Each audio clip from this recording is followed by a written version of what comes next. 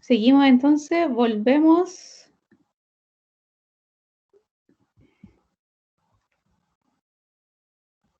Había quedado pendiente del bloque anterior que pudieran revisar este esquema de una ecuación de la ecuación de continuidad o el balance aplicado a un embalse.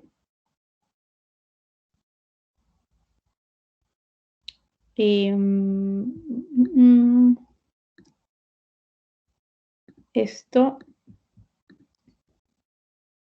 ya era bastante sencillo, solamente para ilustrar el concepto de entrada y salida al volumen de control. Y a ver, primeramente, este como triangulito de trapezoide es el muro del embalse, y este muro entonces está conteniendo esta agua o este fluido que está atrás, esta línea naranja, el perfil del terreno. Vimos en la clase pasada, les comenté, o a lo mejor ustedes saben de antes, que los muros del embalse van acompañados de una obra de emergencia, o deberían ir acompañados de una obra de emergencia, como puede ser un vertedero. Cuando el nivel del agua llega al vertedero, bueno, en realidad cuando lo supera un poquito, empieza a verter por ahí y no por otro lado, como podría ser sobre el muro o debajo del muro. Estos problemas de drenaje o de obra de emergencia pueden llevar al colapso de la estructura, como veíamos en la clase anterior. Y bueno, y en esta también, al principio de esta presentación, hay unas fallas de embalse. Bueno, la cosa es que por aquí está con una línea segmentada, esquematizado. Eso es un vertedero por donde va a salir agua del embalse. Entonces, esto sería un Q sub T, Q de vertedero, es una salida.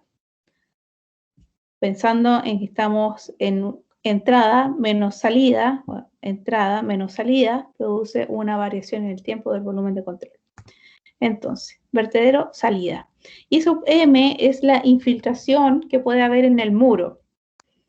Ya, por muy bien diseñado que esté, esto igual puede infiltrar.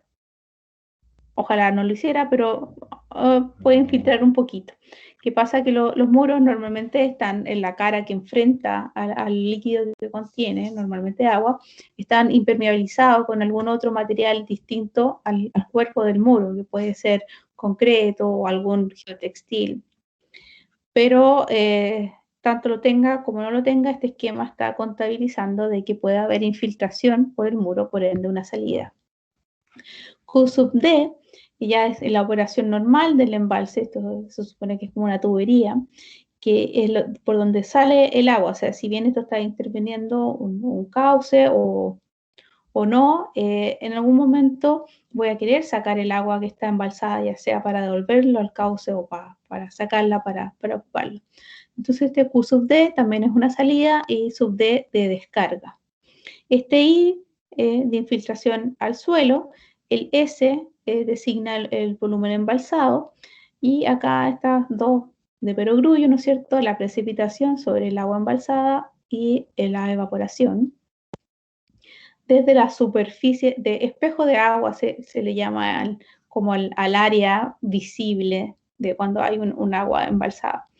Y Q sub A de afluente, que puede ser el cauce natural que había antes, que está intervenido y que sigue aportando al embalse. Y ya dicho eso, entonces la entrada, el caudal afluente, la precipitación y todo esto, las salidas, que está simplificado por el otro lado, y es lo que produce la variación del volumen en el tiempo, o que en este caso sería el volumen de agua embalsado. ¿Ya? Esto está, el tiempo está considerado como en el planteamiento de este balance, por eso no es delta S en delta T, ¿ya? Está como implícito. Por eso no es de B en dt o de S en dt. ¿Sí?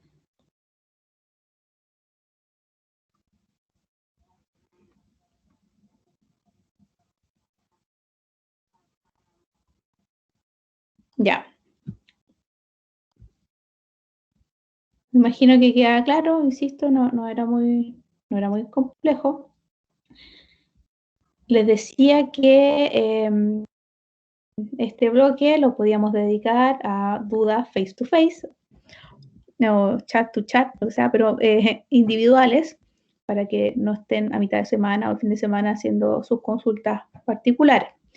Les dije que me avisaran si alguien tenía dudas. Como nadie me ha avisado nada, asumo que no hay dudas de ningún tipo. Así que podemos seguir con la materia. En la carpeta del curso ya les dejé lo que sería el segundo apunte que vamos a revisar. Meteorología, vamos a empezar hoy día y terminar, creo yo, que el viernes. Y otra cosa que repito, ya la dije en la clase pasada, es que ya avanzado el curso, esta es la última, esta meteorología, es la última material de apoyo, digamos, formato PPT. Después vamos a empezar con uno a mano, puño y letra, porque me parece que es más fácil. No solo me parece, lo comprobé con sus compañeros el semestre pasado y voy a mantener eso a partir del siguiente apunte que les suba.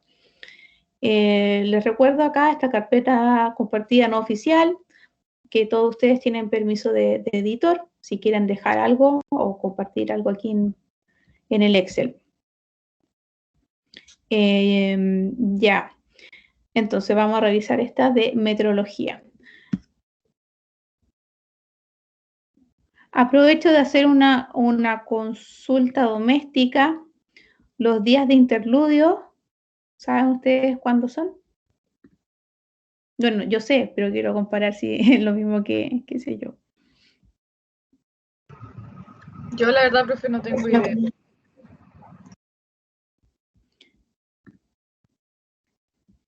Yo tampoco, profe, no conozco nada de los sé es días que de... una en mayo, la otra en julio. Creo que para la quincena de mayo. La de julio no Ya. sé. ¿Y por qué Fabio sabe y sus compañeras no les llega como un correo así a todos? Y que llegan tantos correos también, pero igual pregunto para saber cuál es su fuente de información o desinformación. Compartieron una foto hace un par de días en un grupo de WhatsApp que hay de la carrera. Ahí lo vi. Ah, ya, como medio informal. Ya, lo que tengo yo, eso, 17 al 22 de mayo y del 12 al 17 de julio. 17, 18, 19, 20, 21. 5 días. Sí, eso. Sí, profe. Ya, estamos de acuerdo entonces. El 17 al 22 de mayo lo voy a escribir yo el otro igual para que quede ahí. 12 a 17 de julio. Días de interludio, entonces serían en total 10. Parece que me llegó aquí un correo, distribución total 10. 10 días serán, pues. Me faltan 2 días. Ya, a ver si la clase del viernes revisamos de nuevo lo que sería la planificación del curso. Pero por ahora vamos a continuar con la materia.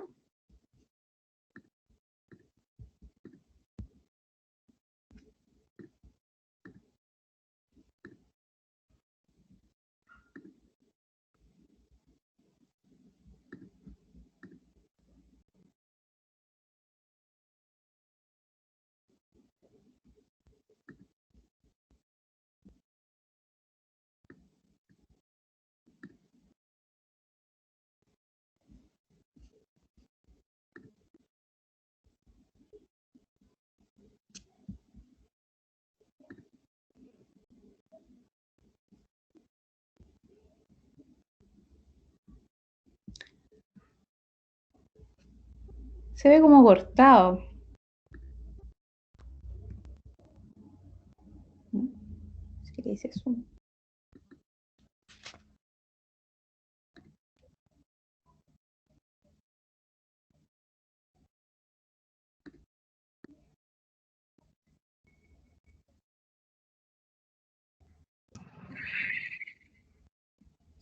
¿Se ve cortado o se ve entero? Porque aquí a mí se me ve cortado.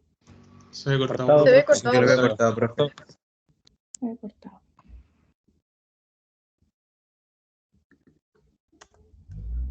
Vamos a probar otra cosa.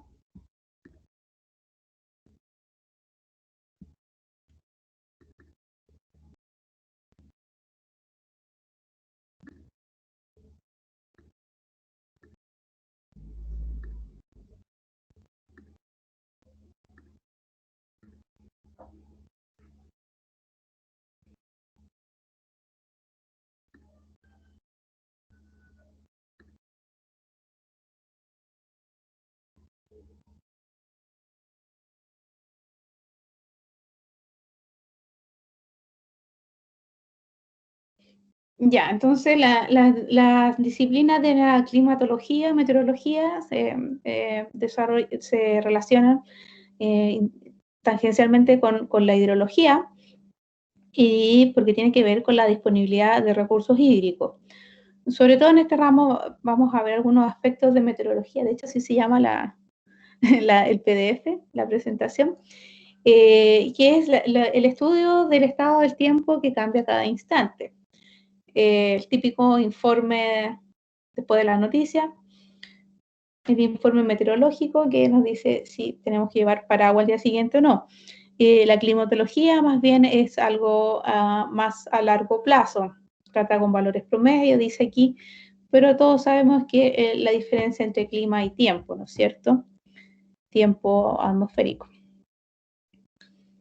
Algunas variables o algunos elementos que nos servirán para estudiar la disponibilidad de recursos hídricos, que es lo que nos convoca en hidrología, radiación solar, vientos, circulación del aire, temperatura, humedad ambiental. ¿Sí? La idea es que con esto se vayan haciendo la idea de que cómo el clima y el tiempo influencian la disponibilidad de agua. Bueno, aquí repetimos, les recuerdo el ciclo del agua que vimos en la presentación anterior. El ciclo del agua tiene una fuerte componente o es directamente influenciado por el sol, energía solar. Aquí está. Y aquí esto como nano repaso de lo que compone el espectro electromagnético de la luz, en específico aquí la luz visible. Esto es un gráfico de la longitud de onda del espectro electromagnético. Solo para poner sobre la mesa de... ¿Consulta? ¿Sí? Profe, yo todavía veo la imagen de geomorfología, las dos flechitas y disponibilidad de recursos hídricos al medio. Sí, yo no. Veo el ciclo del agua, hay un solcito y un espectro electromagnético. Yo veo normal, profe.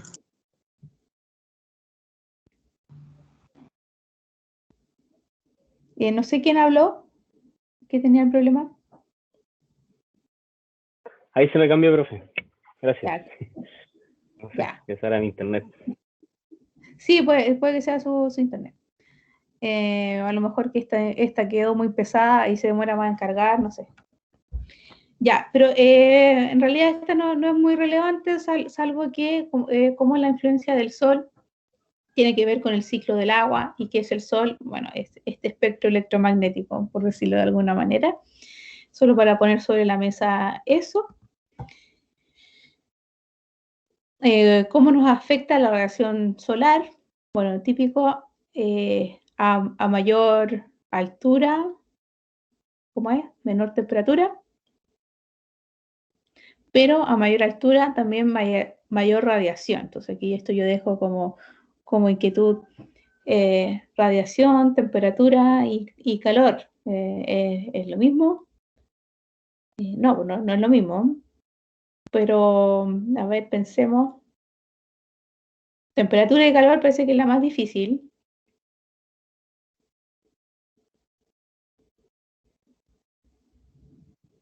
¿O no? Temperatura y calor, como que uno tiende a creer que es lo mismo, ¿no?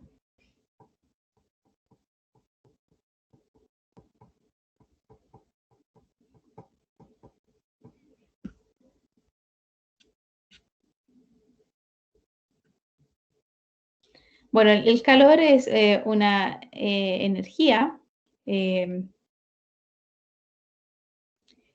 como la energía de los cuerpos, pero cuando están fuera del cuerpo, una cosa así, si quieren irse en una reflexión más filosófica o termodinámica. Y en la parte de acá hay un gráfico de energía interna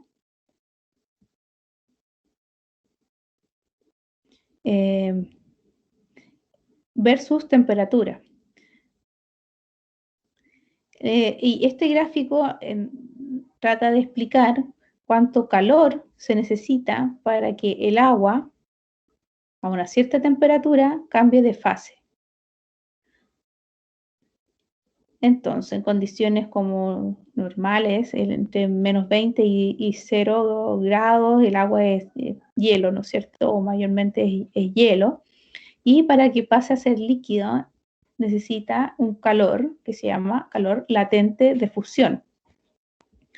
Si yo le aporto ese calor, el agua cambia de fase manteniendo casi constante su temperatura. Lo mismo, si avanzamos aquí en la temperatura, llega un punto en que el agua se va a vaporizar, siempre y cuando yo le aporte el calor latente de vaporización. Y eso para el caso de la agua en ciertas condiciones está tabulado. Aquí pone el valor, aquí también.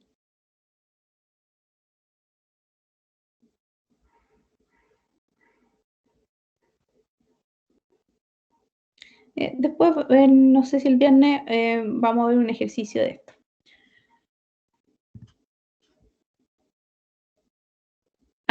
Y acá arriba, fenómenos de transporte, ¿cómo se transmite el calor? Por conducción, por convección o por radiación, una de las formas. ¿Qué otra cosa de este?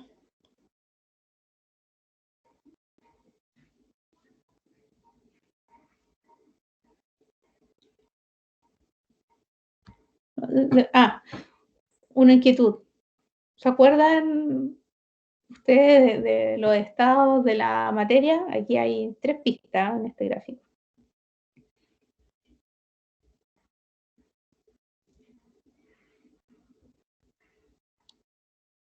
¿Estados de la materia? ¿Cuáles son? Sólido, líquido y gaseoso. Ya, bien. ¿Algún otro? Plasma.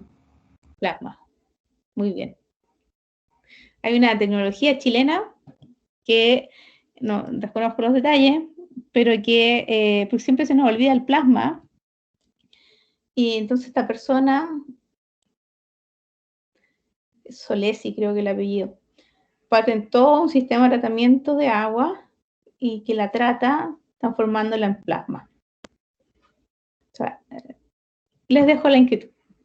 No sé la parte técnica. Solo sé que es chileno y lo desarrollaron acá y lo repatentaron y parece que funciona. Ya, aquí la respuesta a lo que debería apuntarnos la reflexión anterior. La temperatura es una medida o un índice de la energía interna de un cuerpo. O sea, la temperatura es una medida y como una medida de calor, coloquialmente. En términos promedios, las temperaturas disminuyen con la latitud, también con la altitud, pero también con la latitud, debido al déficit radiativo en las zonas polares. O sea, con la inclinación de la Tierra, los polos son más fríos, ¿no es cierto? El déficit radiativo de la atmósfera se ve compensado por un traspaso de calor latente y calor de convección desde la superficie terrestre. Y esto es la típica mayor altura, menor temperatura. Y aquí algunos fenómenos, o sea, ya entramos como en las capas de la atmósfera. Aquí Voy a dar un tiempo para que se cargue la diapositiva que quiero mostrar. Ya, ahí está. La atmósfera se divide en varias capas según su gradiente vertical de temperatura. ¿Y quiere decir esto? Está en la atmósfera y en algún minuto se dieron cuenta que la temperatura variaba así con la altura. Esta línea roja es un gráfico, si ustedes quieren, de la variación de temperatura en función de la altura. Temperatura del aire en función de la altura. Y las típicas capas de la atmósfera, aunque la que nos interesa, donde se producen todos los fenómenos hidrológicos, como la precipitación que está acá, es la troposfera. En la, ¿qué otra cosa decía la anterior?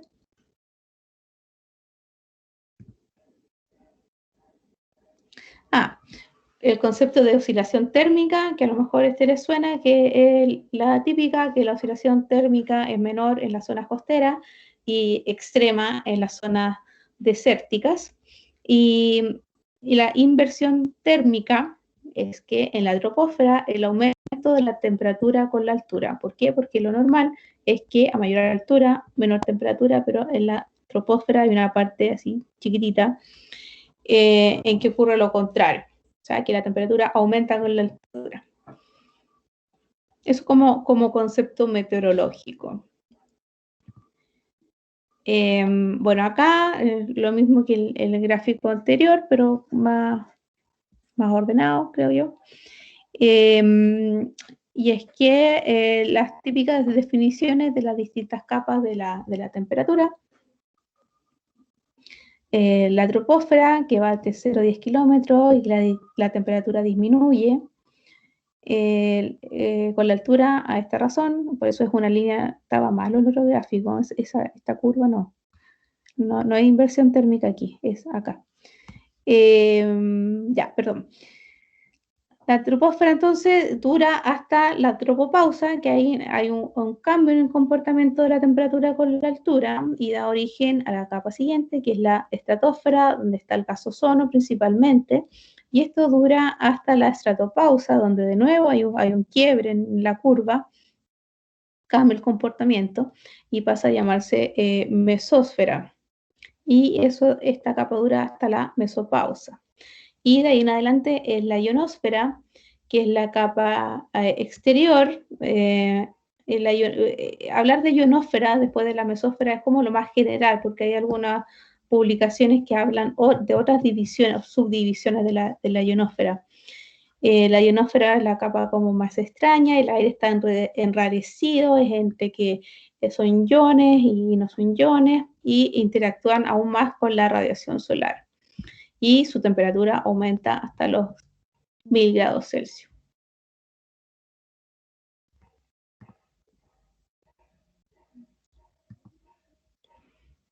¿Cómo medimos la temperatura? Aquí como medio abrupto me quedó este salto, pero igual les comento esta caseta meteorológica que ya habíamos visto. Aquí hay un termómetro, un higrómetro, y según sea el caso, aquí hay otro instrumento del que se habla en hidrología, que es el termógrafo. Temperatura, grafos, no sé, dibujo. Si se fijan, son como unos lápices que van anotando. Es un registro continuo de temperatura y que lo va graficando. ¿Por qué? Porque estábamos hablando de cómo varía la temperatura con la altura. Entonces, en hidrología o en meteorología, la temperatura formalmente se mide en estas casetas, que esto está normalizado. Tiene que tener una altura de 1,5 metros desde el suelo, tiene que estar orientada hacia el sur, en el hemisferio sur, porque hacia el norte es más soleado. Contiene al menos un termómetro de máxima y un termómetro de mínima y puede contener un termógrafo. El termómetro de máxima y de mínima es un sistemita y que después vamos a ver, creo que está en la diapositiva siguiente, pero claramente lo que queremos ver es cómo varía la temperatura a lo largo del día. Entonces, en esta situación medimos un termómetro solo para la máxima y uno solo para la mínima. Y si no está este sistema, puede estar este otro sistema que es el termógrafo, que es este registro continuo que les mencionaba. Y por último, si no tengo termógrafo, la temperatura media la puedo calcular como la máxima, más la mínima, más la temperatura a las 8 de la mañana y la temperatura a las 4 de la tarde, y esto como promedio. ¿Ya? Entonces, quiero medir la temperatura media, puedo tener un registro continuo, ¿no es cierto? ¿Con qué valor me quedo? Ya, me quedo con la media. Si tengo un termógrafo, lo puedo sacar de acá del gráfico, y si no, lo saco con esta expresión de acá. En hidrología, aquí de ahora en adelante, acostúmbrense que puede pasar que hay mediciones así de este tipo. Ya vamos a medir la temperatura a tal y tal hora, o la precipitación a tal y tal hora. Eso está normalizado, cosa de que siempre se haga así y que hacen las mediciones comparables.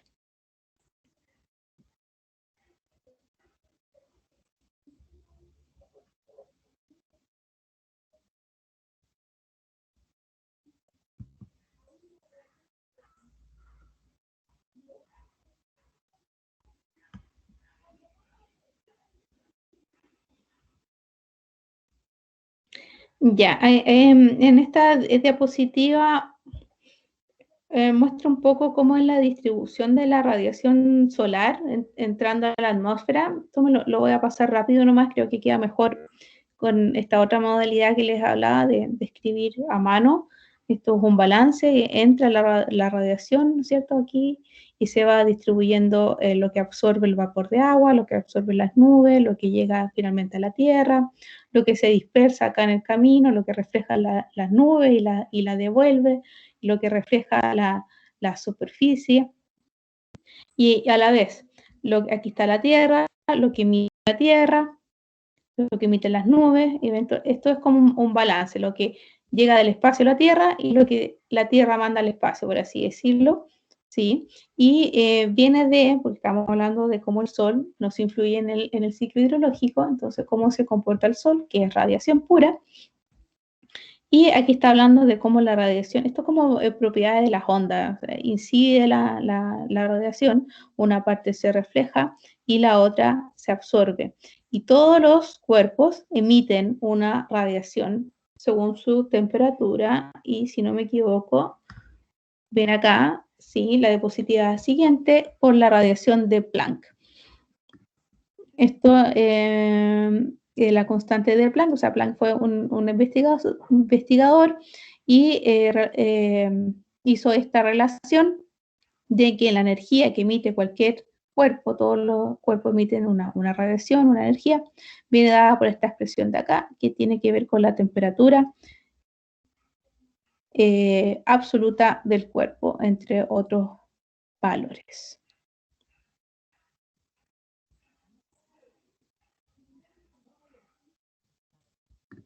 Sí, esto también lo vamos a después ver con un ejercicio.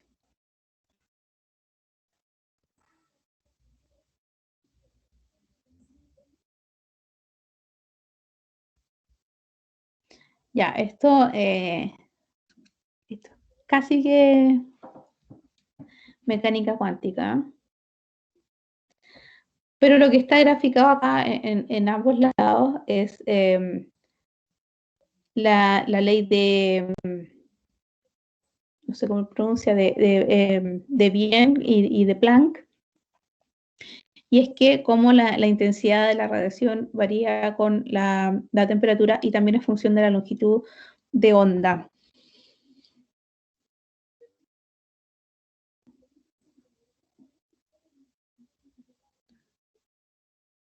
O sea, si ustedes pudieran sacar, o después hacemos el ejercicio en la clase siguiente, valores de temperatura y longitud de onda, y aplican las ecuaciones de la diapositiva anterior, pueden llegar a este gráfico. ¿Ya? Todo esto para estudiar cómo es la intensidad de la radiación en función de las propiedades de los cuerpos que la emiten. Los cuerpos tienen asociada una temperatura.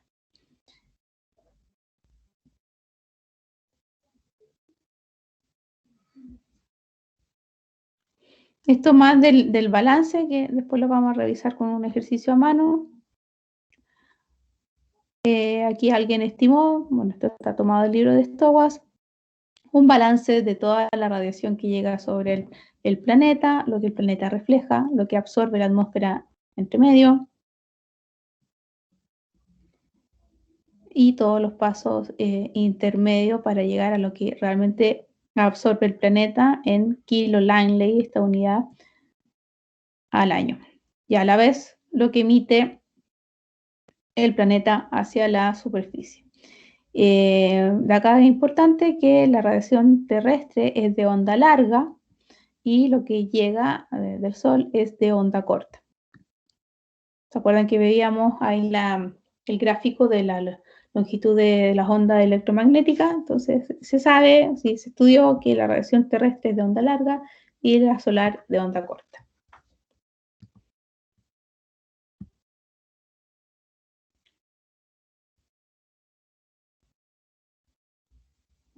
Y aquí de nuevo balance hídrico que también mencionábamos antes. Esto es una publicación, lo que da acá abajo, de la UNESCO del año 78, imagínense. Y aquí es lo que les decía antes, periodos de renovación de las reservas de agua en la Tierra, tabla 34. Y esto es lo que les decía, el agua subterránea se demora 1400 años en renovarse, y la humedad del suelo 1 año, los glaciares 9700, el agua en los lagos 17 años, en los ríos 16 días. Estas son estimaciones, un poco que no sé en realidad cuál es el sustento, pero se acostumbra a presentar en los libros de hidrología como para que ustedes incorporen esos conceptos de circularidad, este ciclo del agua, y lo que les decía, que uno puede estar indirectamente tomándose el pipí de un famoso o famosa. Aquí también una distribución del agua en la Tierra. Gráfico bien simpático.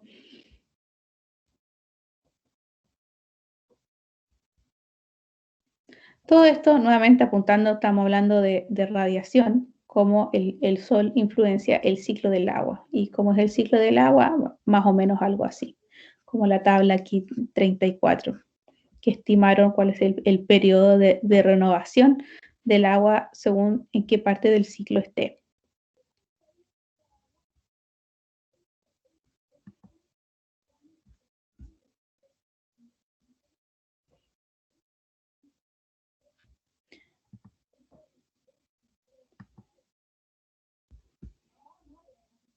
Ya está ahí lo de radiación, después lo vamos a retomar con un ejercicio. Yo sé que lo vimos como bien someramente.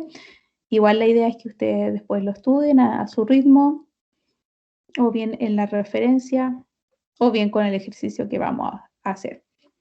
Hasta ahí lo de radiación. Ahora hablando de humedad atmosférica, pensando en los elementos de meteorología que nos influyen en el estudio de la hidrología. Que es la humedad atmosférica, es el contenido de vapor de agua en la atmósfera, de perogrullo, pero no está de más decirla.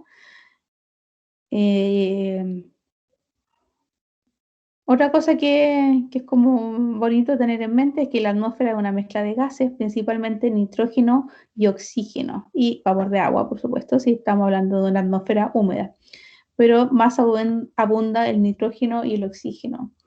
No es tan abundante el hidrógeno, o sea, igual es abundante, pero aquí los top son el nitrógeno y el oxígeno. Hablamos de la presión de vapor como la presión que ejercen los gases, incluido el vapor del agua. El vapor de agua es un gas, ¿cierto? Como concepto, entonces, presión de vapor, EA o E sub A, y es la presión que ejerce cualquier gas.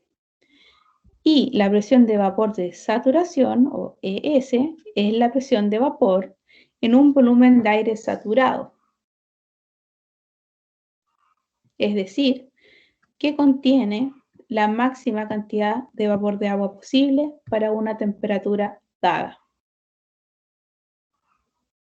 Entonces, presión de vapor, la presión que ejerce cualquier gas, y la presión de vapor de saturación es la presión de vapor si es que el aire contiene la máxima cantidad de agua que puede contener, o sea que está saturado. Entonces, unos conceptos de termodinámica que tenemos que tener en mente para seguir avanzando con otras leyes de la termodinámica, como son estas tres, y que, insisto, vamos a ver después en un ejercicio. No voy a leer esto, lo voy a dejar ahí en unos segundos para que cada uno lo revise, pero solamente es la expresión de cada una de esas leyes.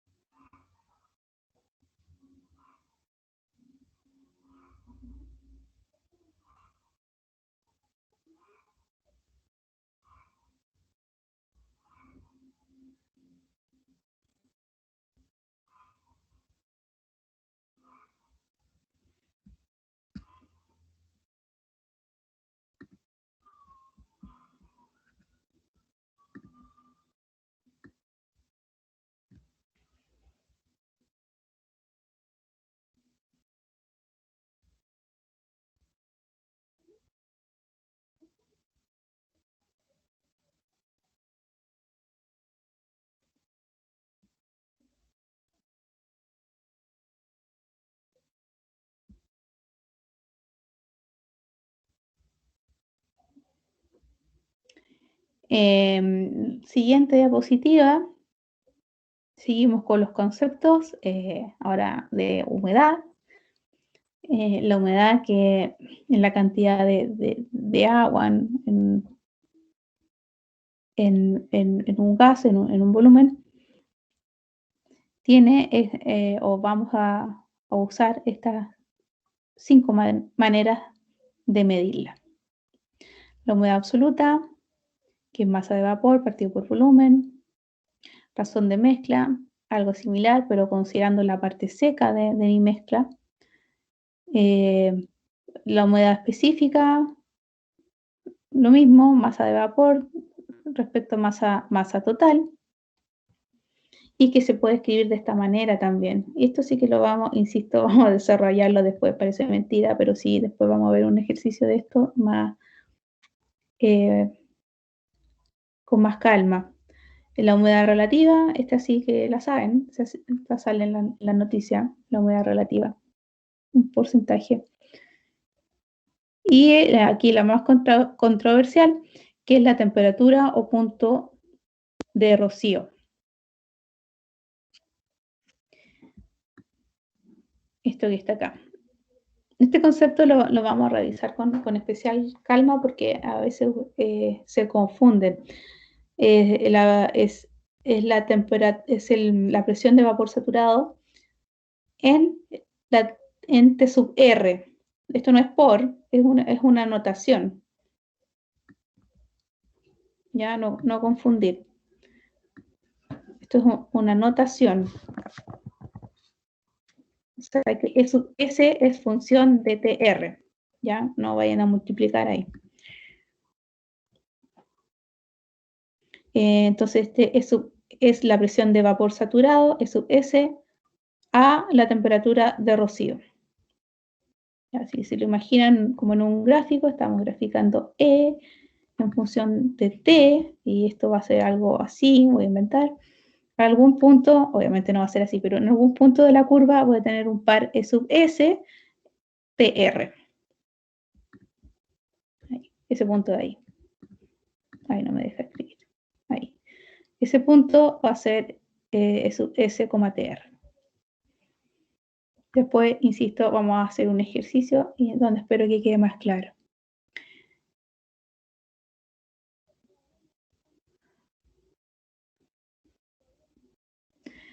¿Cómo medimos la radiación? Aquí no entro en detalle. Es esta serie de instrumentos, cualquiera de estos, piroliómetro, piranómetro, etc. y la humedad atmosférica con alguno de estos tres, pudiendo haber otros. Y aquí la humedad atmosférica, una de las maneras de medirla es con un ciclómetro, que es este instrumento que está acá. 2 termómetros, uno de bulbo seco y otro de bulbo húmedo. Aquí hay una diferencia de temperatura y aquí después esto nos permite relacionar el contenido de humedad. Ya, de momento lo vamos a dejar así. Todas estas cosas no se asusten, después vamos a verlas en más calma cuando cambiemos a los ejercicios. Ya sepan de momento que estoy tratando de exponer que hay estas temperaturas, radiación y humedad atmosférica son elementos de meteorología que influyen en el ciclo hidrológico y en la hidrología y que por ende vamos a medir de alguna manera. Bueno, no nosotros, la DGA.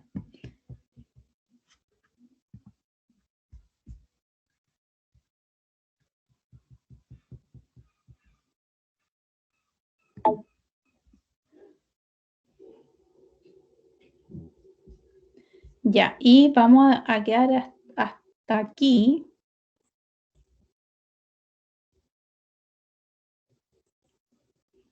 Sí, quedamos hasta aquí con la presentación. Repito que ya quedó en el Drive.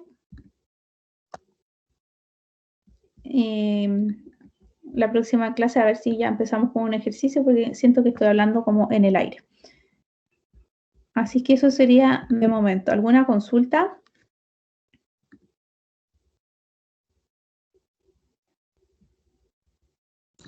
Yo, profe, al menos no tengo ninguna duda. Ya, gracias, Rodrigo.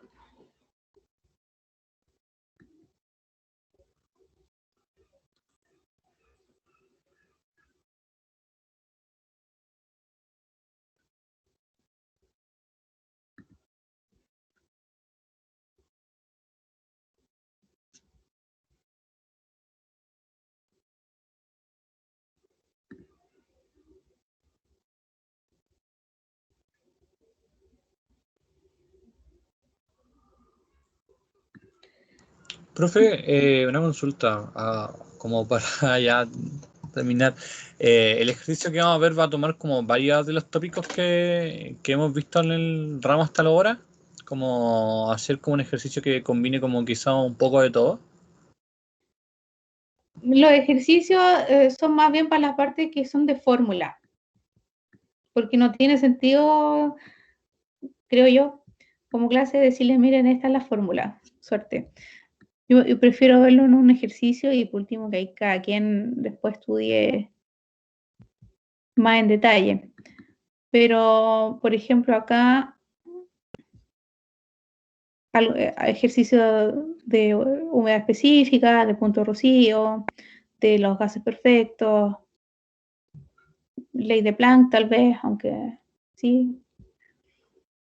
Esos son los ejercicios que yo reviso, pero así como concepto, a ver, lo que vimos, el tema del balance que ustedes hicieron del embalse ese que les dejé, eso no, ya no vamos a hacer más ejercicios, pero sí es parte de la materia.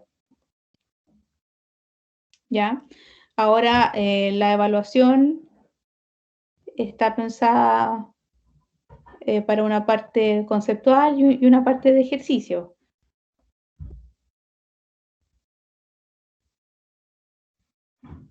Pensando en el ejercicio evidentemente que va a ser algo parecido a lo que yo presente, pero la parte conceptual ahí puede ser de cualquier cosa, no sé, de ciclómetro, defina ciclómetro, no sé, por decir algo.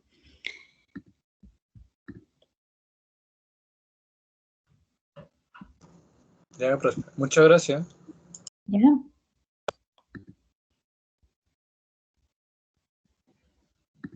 Ya.